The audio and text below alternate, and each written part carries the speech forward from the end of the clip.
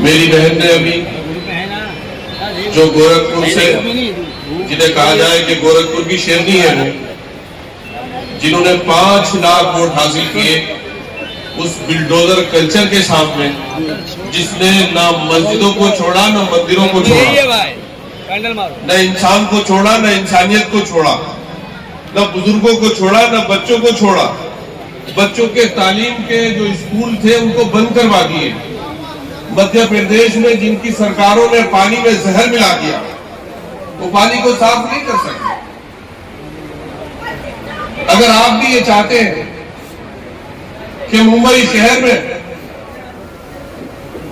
हिंदू मुसलमान सिख ईसाई सब मिलजुल कर अपने बच्चों और नस्लों के भविष्य और उनके स्कूल, जैसे हमारे रामपुर के फैज अहमद साहब फैज बोल रहे थे कि एक बड़ी लत इस वक्त उन लोगों ने जो इंसानियत के दुश्मन है, जो मुल्क को खोखला कर रहे हैं, हमारी नौजवान पीढ़ी और बच्चों में नशे की लत डाली है, जिससे सब लोग प्रभावित हैं, सब घर प्रभावित और नशे से डर रहे हैं, खौफ खा रहे हैं। हुकूमतों को इसकी परवाह नहीं है। उन्हें परवाह सिर्फ इस बात की है कि जनता के दरमियान आपस में जितनी दूरियां हो जाए उतना हमारा सत्ता सिंहासन मजबूत हो जाए। ये अफसोस की बात है। मैं हमेशा कहा करता हूं, जो लोग तारीख को इसलिए पढ़ते हैं कि दूरियां डाली जाए, बताना चाहता हूं, पहले राजा और उनकी फौज मैदानों में लड़ती थी। राजा की लड़ाई होती थी और फौज की लड़ाई होती थी, मैदान में होती थी। जनता से कभी लड़ाने की कोशिश कोई राजा नहीं करता था, इसलिए कि जनता में साली माएं और बहनें होती हैं, मासूम बच्चे होते हैं, बुजुर्ग होते हैं, और कोई उस जमाने में कमजोरों पर हाथ उठाना अपनी कायरता और बुज़दिली को साबित करता था। और कायरता और बुज़दिली सबसे बड़ी गाली उस वक्त थी और समाज में सबसे ज्यादा तौहीन और इंसल्ट की बात थी। लेकिन आज के कायर और बुज़दिल जनता को लड़ाने की बातें करते हैं, जनता में दूरियां डालने की बातें करते हैं, और यही सिलसिला कश्मीर से लेकर केरला और आसाम और कन्याकुमारी तक जारी है।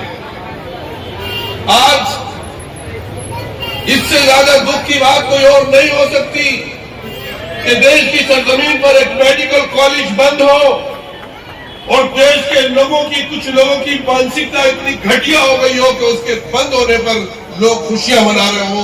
दुनिया में मजाक देश का कौन उड़ा है, कौन उड़ा रहा है? इससे ज्यादा शर्मनाक बात और नहीं हो सकती। ये छोटा चुनाव लग रहा है हम सब लोगों को, लेकिन ये छोटा चुनाव नहीं। छोटी छोटी बातें बड़े बड़े वाकयात को जन्म देती हैं।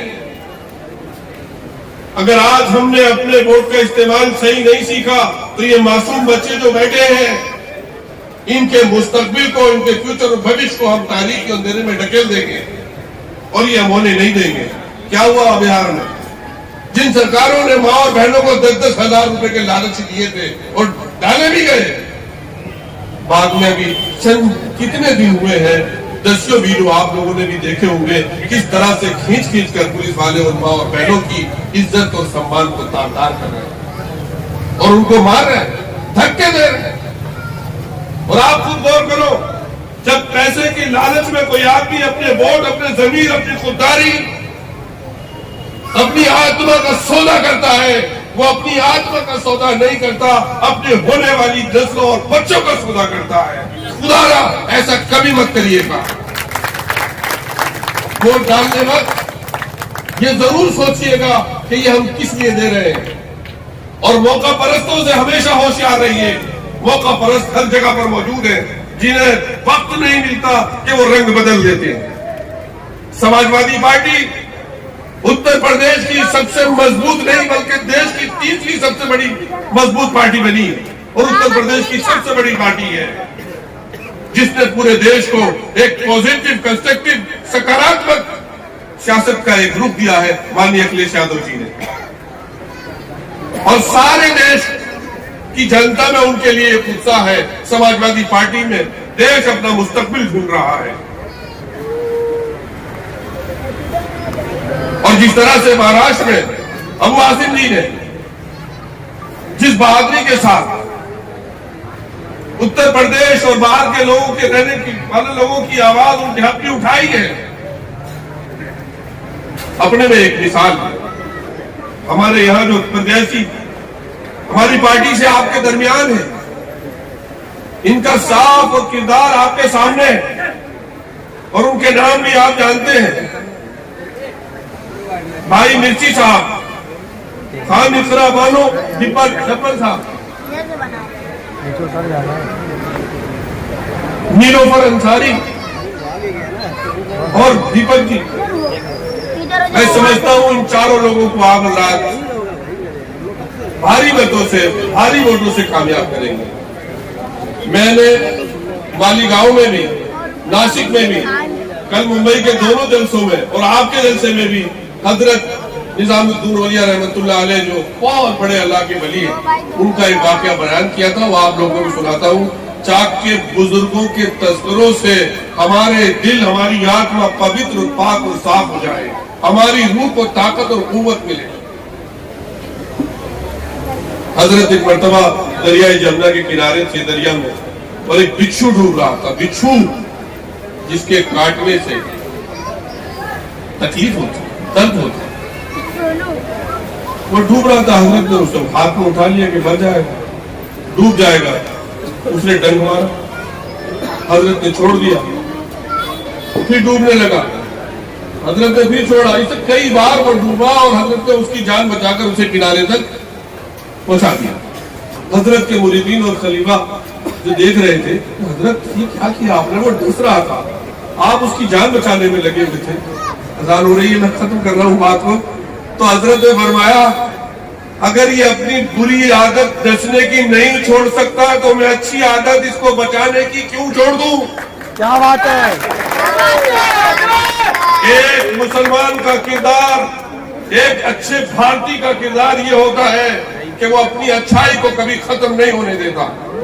सुभान अल्लाह। अभी बरेली का एक वाकया है, बरेली हमारे जिले रामपुर से मिला हुआ है।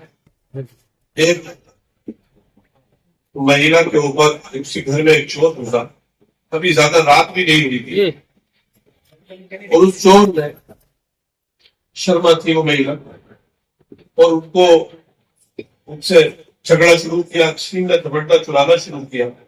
तो उन्होंने अपनी नौकरानी को आवाज दिया, नौकरानी, और वो दो लेडीज हो गई, लेकिन फिर भी चोर ताकतवर था। एक बूढ़ा ज़ईफ कमजोर कबाड़ का काम करने वाले शख्स ने जब ये हालत देखी कि दो खवातीन से कोई शख्स चोरी कर रहा है, झपट कर रहा है, उन्होंने अपनी जान की परवाह न करते हुए और उस चोर को, उन लेडी ने, पढ़ी लिखी लेडी थी, फौरन वीडियो वायरल की और ये कहा कि हिंदू मुस्लिम में जो लोग फर्क करते हैं, मुझे आज पता चला कि इंसानियत किस चीज का नाम है कि एक बुजुर्ग ने अपनी जान की परवाह ना करते हुए भी हम दोनों की इज्जत को बचाया। ये किरदार है एक कबाड़ का काम करने वाले शख्स का भी, एक ये किरदार है जिसके दिल में मालिक की मोहब्बत हो और अपने नबी की मोहब्बत हो। वो ये नहीं देखता है इंसानियत को बीमारी के परेशानी के आलम में कि उसका धर्म क्या है और उसका मजहब क्या है। कुछ लोग न जाने क्यों ख्वाबों की दुनिया में रहते हैं। मैंने खुद वो दरख्त देखे हैं राजस्थान के अंदर, वो पार्लियामेंट में भी जिक्र किया है। अल्लाह की कसम, अभी वो दरख्त नहीं सूखे हैं जिन दरख्तों के छांव और सायों में बैठकर हमारे बुजुर्गों ने हमारे वतन के लिए, वतन वालों के लिए, सबके लिए दुआएं की कि अभी सूखे नहीं है। वो 400 साल के दरख्त वो अभी हरे भरे हैं। तो वो लोग सब क्या, जब दरख्त नहीं सूखे अल्लाह के करम से, तो क्या नस्लें सूख जाएंगी और खत्म हो जाएंगे किसी के करने से? आप गौर करिए। और बहुत से लोग न जाने किस नशे में इंसानियत का साथ मजाक कर रहे, खिलवाड़ कर रहे। मैं उनसे एक ही बात कहना चाहता हूं इस मंच से, आप लोग समझिए। एक कुम्हार की दुकान के सामने आप जाए, गर्मी का मौसम, आपके यहां तो बहुत अच्छा मौसम हो रहा है, ये गर्मी का मौसम उत्तर प्रदेश में मई जून में जब आता है तो बहुत गर्मी होती है, लू चलती है मई में खासतौर पर। कुम्हार की दुकान से एक सुराही लीजिए, आपने उसके पैसे दे दिए, बात खत्म हो गई, रिश्ता खत्म हो गया है ग्राहक को बेचने वाले को। लेकिन आप उसको उठाइए और तोड़ दीजिए। एक गैरतमंद कुम्हार आपका गिरिबान पकड़ लेगा और ये कहेगा जनाब अपनी दौलत का नशा कहीं और दिखाइएगा, इसका तमाशा, मेरे हुनर की तौहीन मत करिए, आप चले जाइए। आप समझिए कुम्हार ने मिट्टी नहीं बनाई, कुम्हार ने उस मिट्टी को अपने कला के जरिए, अपनी मेहनत के जरिए, अपने हुनर के जरिए सुराही बनाई।